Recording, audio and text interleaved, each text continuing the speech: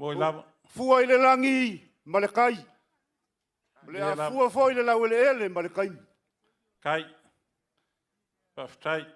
A o le whakalenga fo i le kosua ma le kole sua ngai sa le whao i a kua. Pai mai o ke kua i lili e pisanga aisa.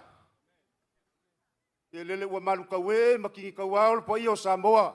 Lia lava. Kupu mai e. A mai se o Samoa poko poko. I le malayo ki e whau o le malayo le whau kunga kangi e Samoa. Adie. Ngau manga kua i lea. O le ofisa o kupu. I le alo alo i ngā kai le kai sama sama le kui Manu'a. Moi lava. Pai mai ngā whaalepa sa o li i. Ko kofi le ofisa ma koe sa ngō lava le kui Manu'a mamanga. Lia lava. Le malia koa ma lia maia. Ai se koe kukasia koe kua wasa o kasa. Ia i lele se lau pula mamala. O ngā whaki au ma lea o pe au le kai sama sama. Tai. E whape ngā se la ngonga le kai au. Ia. Wa ua pa ia ma mamalu le malaiki e whau. Lia lava. Ko mangaku lea. Te wa muli ma le ngai ku.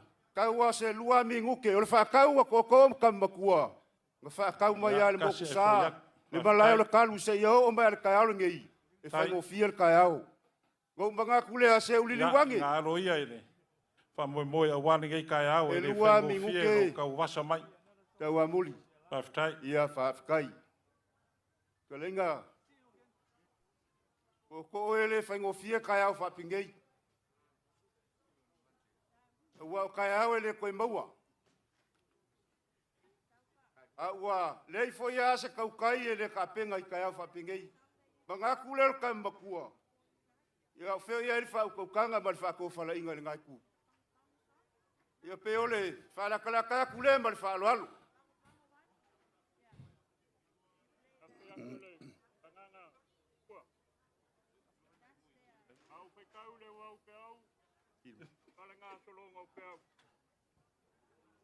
Amaka mai ai kai samsama le kui Manu'a ngau whalau mai ai. Hei pa ia wasa o le whalanga fulu le mea supoi lau whakalenga kam kua. Le wasa asa mai lava i le kai ka wholau kumua ma pule. Ngau mga kule lau whakalenga kam kua. Ma mao i o le mea ngau ka au wasa mai ai. Ala kako kungu hoi mo ngā kalku. Leo sa mo o mong ko. O lau whakalenga, o whakalenga i ko o kumua ma pule. O whakalenga i ka usi ai kupu, ma papa. A whiloa i ao lea kungu o ionga, kawha fia. O me kawha i ka usi ngā lau ko whare ka makua ma ko kumua ma pule. Ala ngai kai ao o lau whakalenga ka makua. Ka ngau ai le kai ao. Ai au mai e le whako whala inga. Mo ka makua foi. Ele lo foi por kai au muli ngai ka ngai mai ai ko mo pule. Ia ele kula ia se koko o malai ke fau. O ngau faolo lo mau le whakalenga mau. Lau ko faolo. Au lau fionga foi sen koa. Ke fa ia le kawala lo fingalo. A mai e singa vangoa so ufolau le ngai kai au. E ale pa ia ma le malu le wa sa ngai malau ke fau. O whala klaka kulelo ko wha kamikua. Kai le vanga kuku mamau. Ma lau whale le ngā fulu koko. Ia ilma ngā kua kamakua. E o kele i moe le po akoa. Ai o mga kuangea. E le ma whai o ngā malanga loa. Whai ngā kāla ngā le kā pua i le. Le kua olo ngā whale ngā fulu e le moku. Ai pe kai. O leo se e i longa ngofua, lau fionga le pele skengi. Kari kongu fo le mangaku, o lo fina ngalo lea. Ka o kumaia sau wha manguyanga. Ia, a le se i wha lele ki a ko kom ka makua le kai au.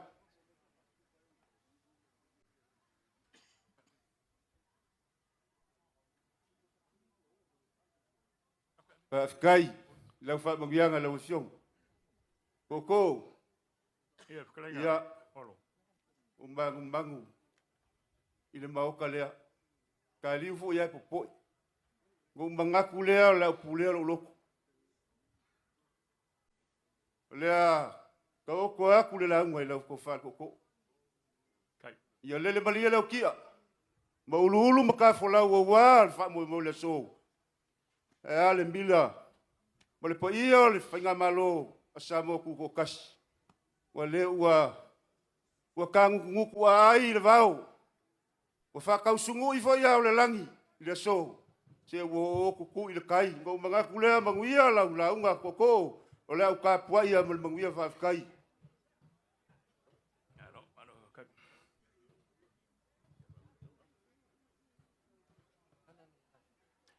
Lawa whionga miska. Ia. Lawa kainga sa muri. Ia rei ainga sa peska. Mapu. Ia. Ia kainga nge usori. Ala ka ai makauku mo whaleiva. Ala kainga fo i le whare whangmalo. E maruai malo. Tai. O lele wo mai a ngā sia le uka mamao ma le uka lakalaka le whaukanga mamao le ko whae kamakua. Whaftai. Wa mapu fo i le mangu ma le ko manga.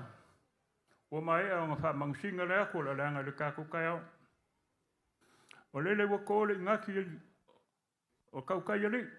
Tai. O kasi le whilinga. Kasi fo i le whakasinga o leanga. Wa whakungai fo i le mungiao le ko whae kamakua. Whaftai. O le koko ia ka anga ia whi ai. O le a whai mōsi kaulanga ngai aso. Whaftai. Lau whakaringa i kamakua. Whafkai aku i le whakupu ma le whaaloalo. Ai o ke lea ruloa. Pawale mea o ke pole ai. I ngā i se lau foe pe lolo ma le ama. I ngā i o Sofia le ka lua pe whaki le ngalu whafua. A wai whainga ka leua papai mai kau kai o le ama. O ngō fōia pō o launga.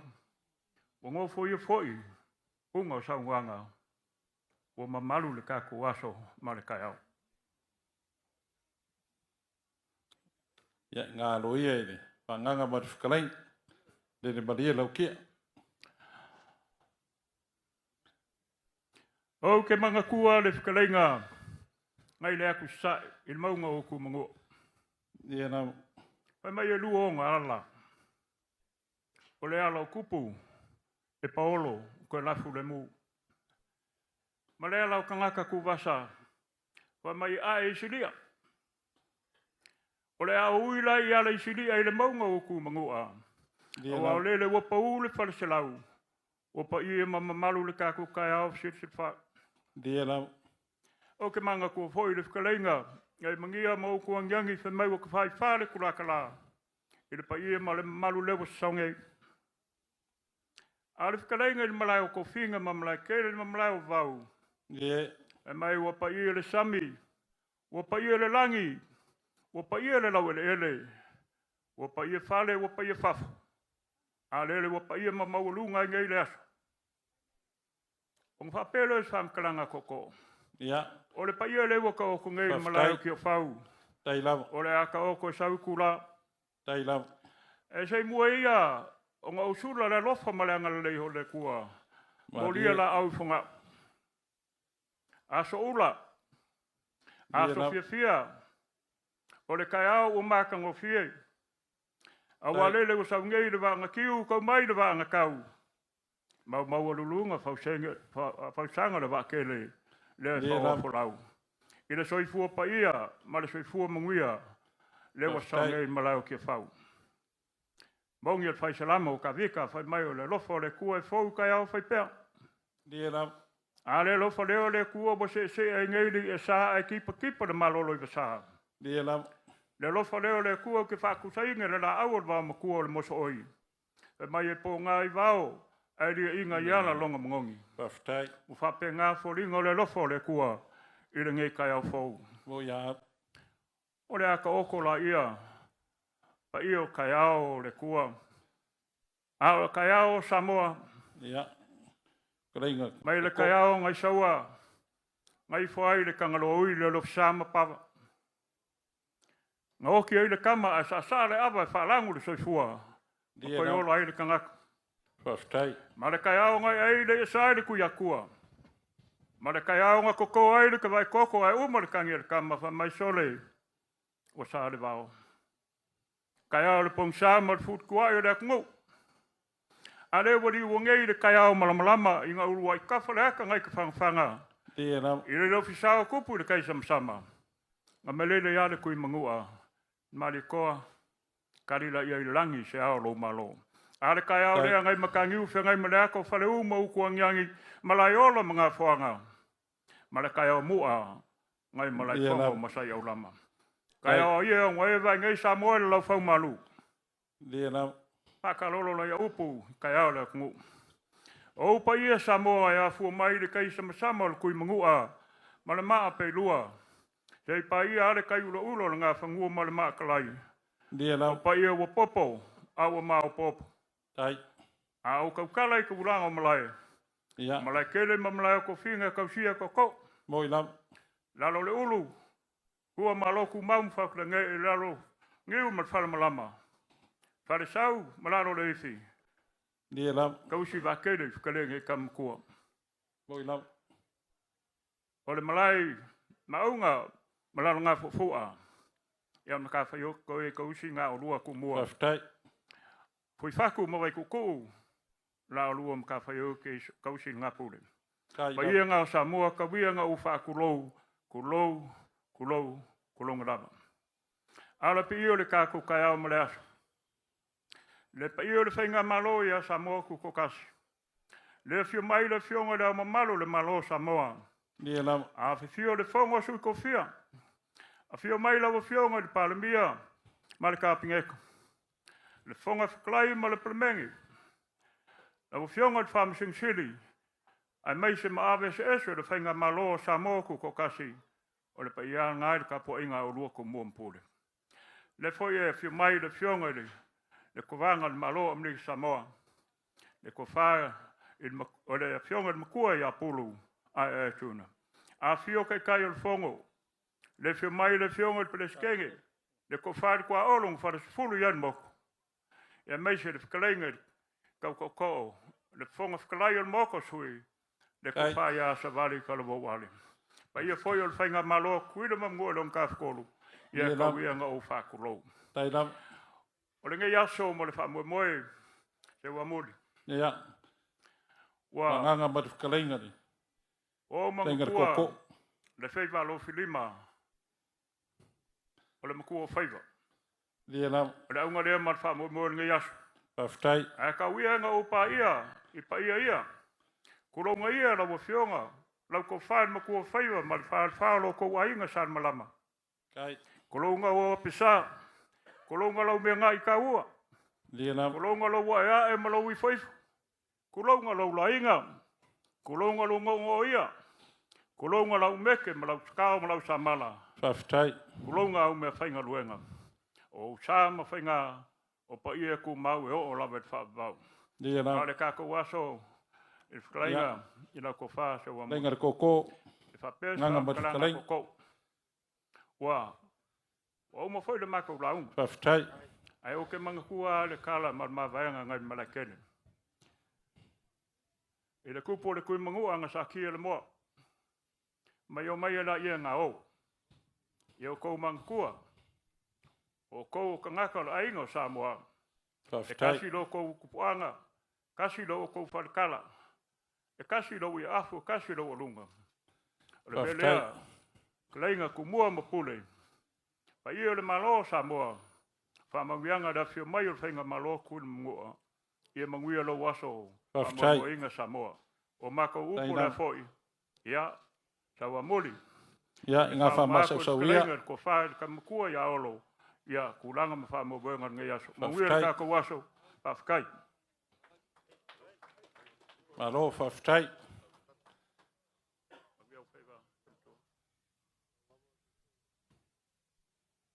O ke mga kulewa mga papai ki o ka ukianga. Le whale ngā fulu. Le whakalenga maualuga le koko o le malaiki whau. O mga kulea, i au ke le koe asa inga le wasa le kuifiki. Ala mako kam whaiaku. Whaialofa aku le mauka. Ngā kulea, e wa mulin, o lau soa sau, soa seu. Ia. O mako, le afio mai o le pai o le whainga malo, kuila Manu'a. Le afio mai le fionga le lukeng kovanga, ua le lava mai le kovanga o ngā kukungia. O le ka whakolu o le whainga malo whakawangai, le afio mai le fionga le peleskengi, ia kua olo maa ngai e fuen ma le whalekua. Kai ngange le fio mai o le fio ngai le. Fong whakalai, ia savali kalavau ale. Ia alpa iai, ia li fai pule ua mākou whaakasi. Whikalai ngale ko o le ua mākou whaamalolo mai. Si mai le whalasi inga kā. Se mākou kali lau wala au. Whaaloalo. Mākou whaaloalo i lo waso fia. Lo māloku ko kasi Samoa. Nga mangaku lea, lea mākou kamwhaiak. Ia. Ole. Ia iau whaiva.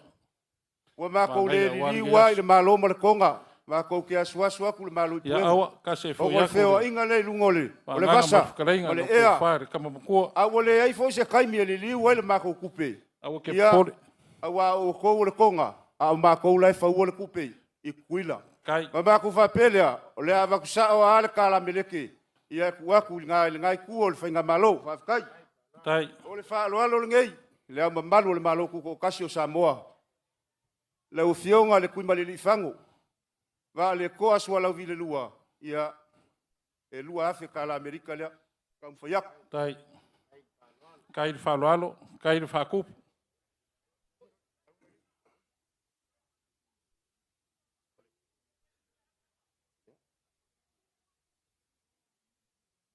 Kamwhaiaku.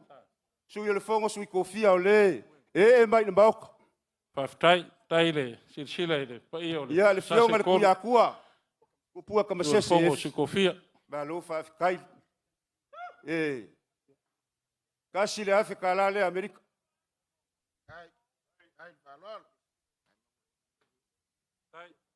Kamwhaiaku la sunga le maria koa. Ia kasi le afe kāla le.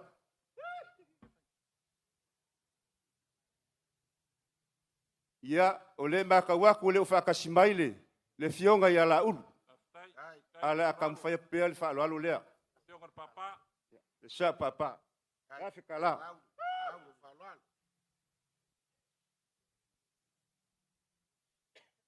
La o fionga le li parimia. La o fionga le lauli o le maria koa. Malo ka kwa le lava pali. O e o le kamao le tunu. Lo ku le foi e wale ka ingo le whainga malo. Malo le whakua koa. Malo le makau le kua. Ma whelea.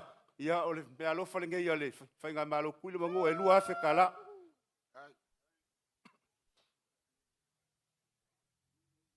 La o fionga le Konskalai, au pau muripola, ia lo mai au lau. Mea lo fale lua Afrika la.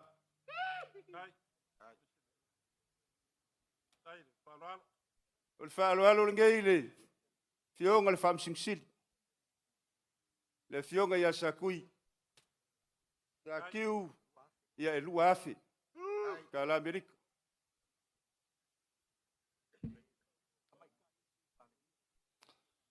Ia le kamai kai sui palmia, ia muripola ni rosa, ia le mingska kupe, kasi le Afrika la le la kamwhaiak. Kai. Tai le, whaaloalo. Ia, o le whaaloalo le ngei le, sunga le, sui whongwhikalai, ia afi masanga, ia kasi le Afrika la le kamwhaiak. Whaftai.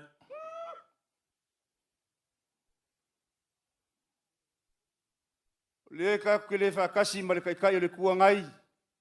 Ia, sunga ia kui le pa. Alo le mali o koa le a kamwhaiaku le. Whaaloalo le. Whaftai le, whaaloalo. Kasi le Afrika la Amerika. Whaftai.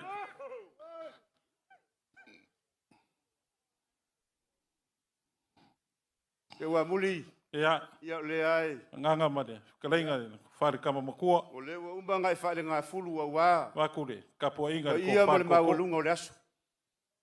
Ei leo le mangaku ko ko oma le ngei ku. Ia o le whaaloalo le ngei e. O le ulafo le ngei e. E afe kala. Kai. Ia whai ka fo ngai ku o lalolo. Soa seu. Le usua kau ia whikalenga ia fiu. Ia kasi le afe kala. Whaftai. Kai le, whaaloalo i le.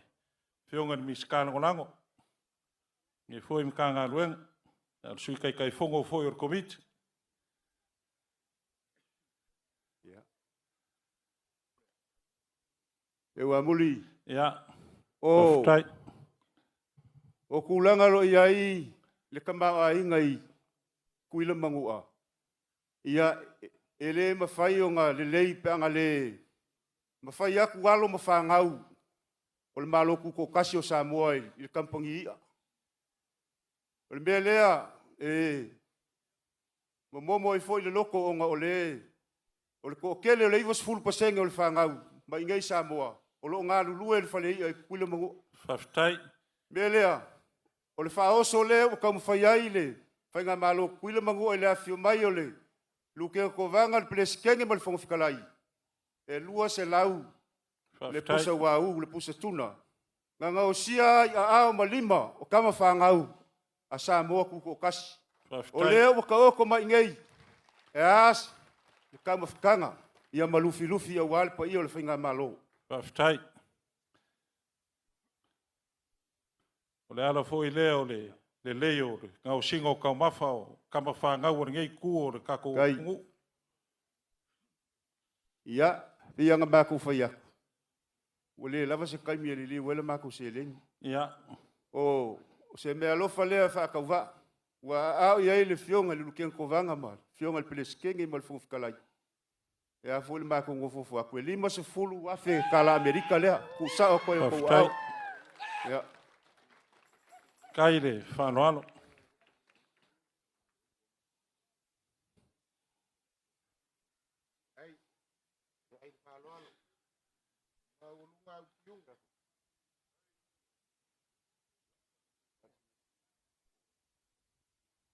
Ia, se i whaumole. Ia, se i ke ale.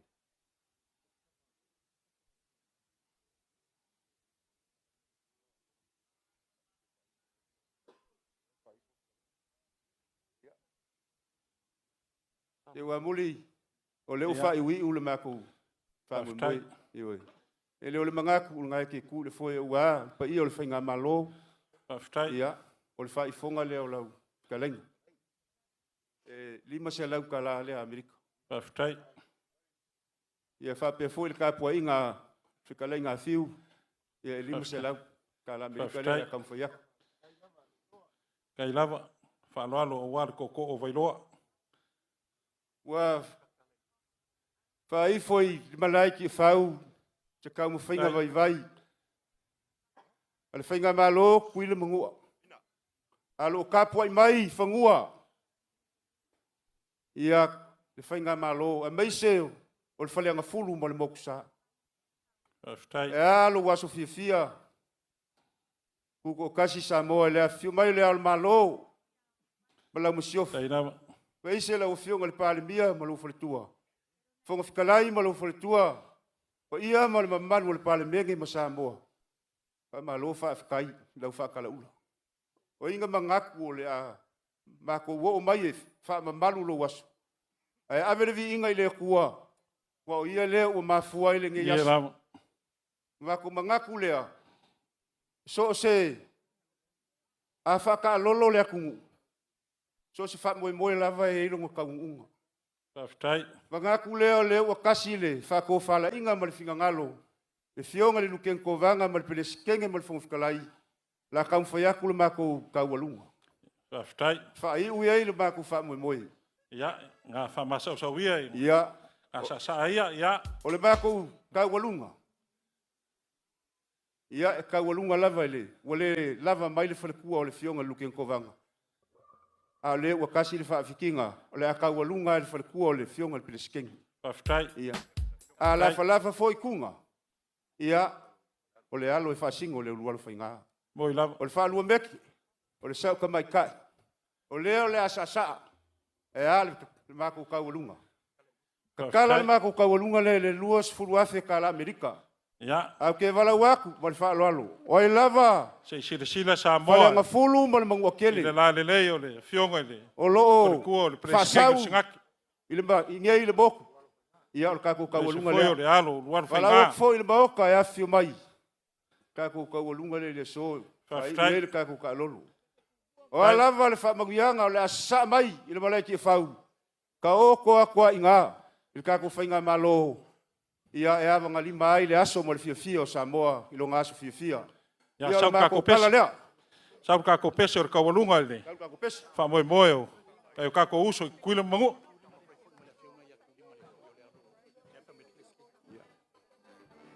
Ia, o le asasa ko foi male alu. O kuli male foi. Whaola mai kako pese ke rei kupe maua. Wa umba me ngal ko kanga.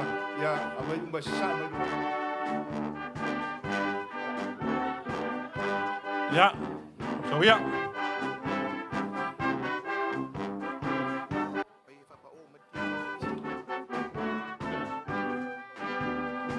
Papa o mai kako TJ la faamoemoe e le lava pese ngai sa ai le kua le fionga le skengo sengak.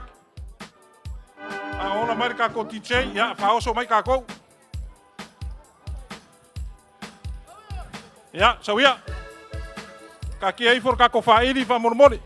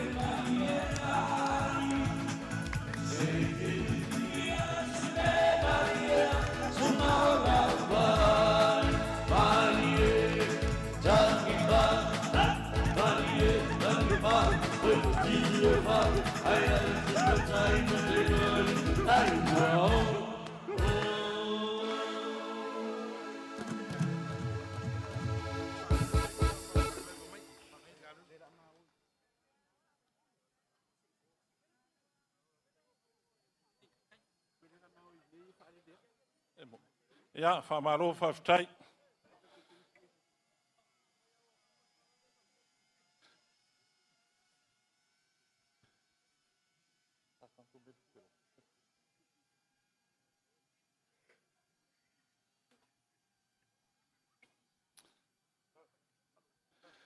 O lea ua maku awa makangi ua ngai ele lau ele ele.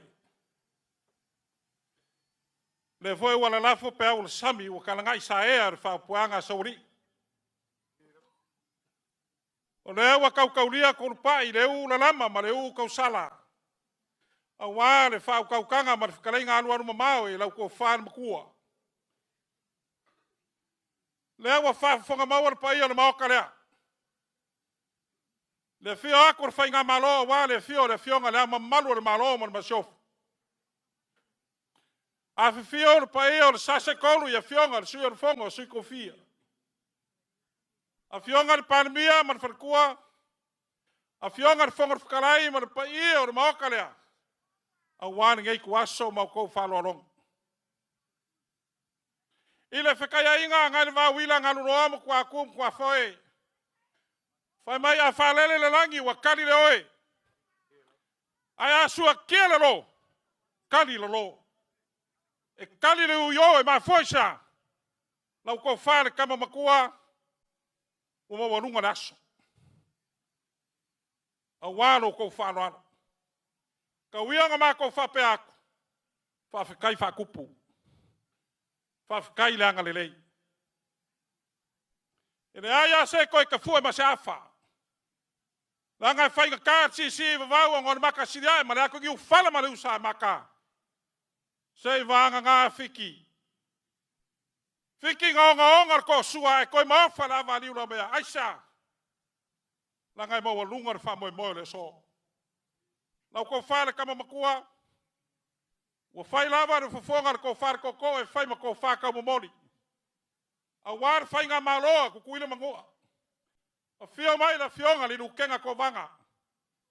A fio mai la fionga preskenga sengake man for kua. Ai le afionga fong kalai ko far ko ko man fer kua. Pa ia o sui ma malo le palemenge ai ar fenga malo kuila magu. Faf kai kele lava. O aso fa pengei. Ile ko fa dia li ai se lupe le fausia ma foisa. Lau ko fa le kama makua ke le aso. Na ga mama fa aso. O maualuga walo ko fa ralo. Kasi ai fo yak. Upo e fai le kusa faka. Ai sila fia au si ulepa o ke lofo oi ko mau. A velo leo e fai mo ko faka mo mole ma lor ngai. Ma lo sa moe mo mole ko ile nganga fa kai kele. E kusa e malau wala au fa ralo. A wale u musa inga o lo mo ko fongo. Pe yo ngama ko fa yak. E kupu inga e kupu ngai. Leo ka ko ale anga fakas. A war faamoemoe mo ko fongo ngai ku mo. Ngai ku o so. Me lea lau ko fa inga makua kasi ai fo yak.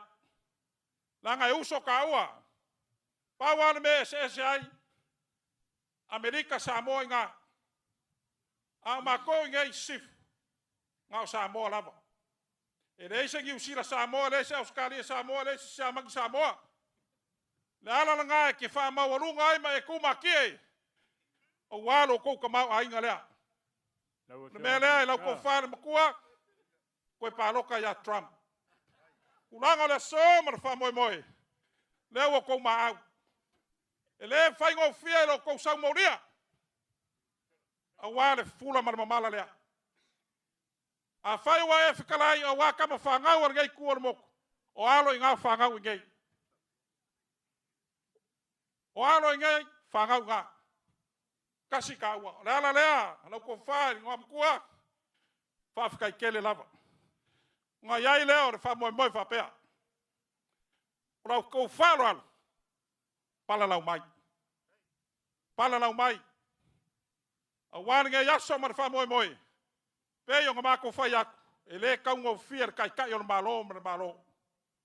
Ya, se kai mi ma se kula ma se kuas. Ya ka ko fe lo idea.